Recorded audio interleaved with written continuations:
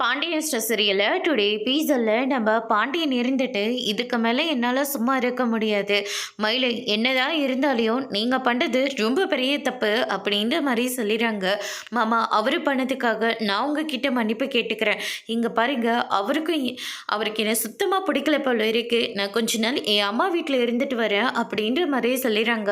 அதுக்கு அடுத்ததா நம்ம சரவணன் இருந்துட்டு போதும் நிறுத்துறியா உன்னோட நாடகத்தை அப்படின்னு சொல்லிட்டு எனக்கு வர கோவத்துக்கு இங்கே உன்னை அடிச்சு சாவடிச்சிருவேன் அப்படின்னு சொல்லிட்டு ரொம்பவே கோவப்படுறாங்க. எல்லாருமே ஷாக் ஆகுறாங்க. பாண்டியன் இருந்துட்டு என்னடா ஆச்சு உனக்கு பித்து கித்து ஏதாவது பிடிச்சிருச்சா அப்படின்னு சொல்லிட்டு கேட்கவும் எனக்கு பித்தெல்லாம் ஒன்றும் பிடிக்கல. இவ தான் இத்தனை நாளாக என்ன பொய் சொல்லி ஏமாத்திருக்கா. என்னை மட்டும் இல்லை இந்த குடும்பத்தவே ஏமாத்திருக்கா. உங்ககிட்ட என்னதான் சொன்னாலையும் நீங்கள் எனக்காக எதுவுமே பேச போகிறது கிடையாது அப்படின்ற மாதிரி சொல்லிடுறாங்க.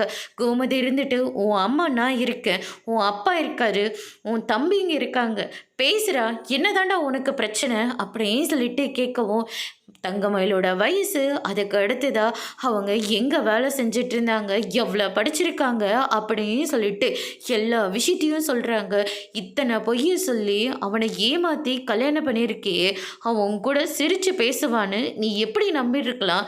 அது மட்டும் இல்லை, நீ உண்மையை சொல்லியிருந்தா கூட நாங்கள் எல்லாரும் உன்னை ஏற்றிருந்திருப்போம். ஆனால் இவ்வளோ பெரிய பொய்யை சொல்லியிருக்க, இதுக்கு மேலே இந்த வீட்டில் உனக்கு இடம் கிடையாது. போகிறதுக்கு முன்னாடி தாலியை கழட்டி வச்சுட்டு போடி அப்படின்ற மாதிரி சொல்கிறாங்க. அதோடு இன்னைக்கான பிரம்ம முடிச்சிருக்காங்க.